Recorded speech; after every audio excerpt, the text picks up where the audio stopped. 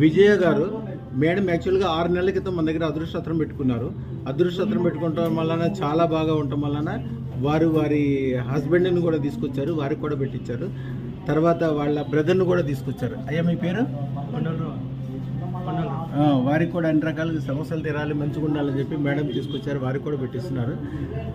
అమ్మ ఏం జరిగింది, ఎట్లా జరిగింది చెప్పండి అమ్మ. ఇప్పుడు బాగానే ఉంది గురుగారు, షాప్ మంచిగా నడుస్తుంది, అనుకున్నట్టు జరుగుతుంది. ఇప్పుడు ఏ ఇబ్బంది లేకుండా నడుస్తుంది. మీ ఆయన గారికి ఎట్లా ఉందమ్మా? పర్లేదు గురుగారు, అప్పటికి ఇప్పుడు కొంచెం ప్రాబ్లమ్ సాల్వ్ అవుతుంది. ఈ కుటుంబం మొత్తం బంగారంలాగా అయిపోయిందమ్మా, చాలా సంతోషంగా ఉన్నారు బాగానే ఉన్నాను అమ్మ. ఇప్పటికంటే కూడా కొన్ని రోజులకి 1 కోటి రెట్లు ఎక్కువ పవర్ఫుల్ అయిపోతారమ్మా. అన్ని రకాలుగా సుఖాలు సంతోషాలు సంబరాలు జరుగుతారు.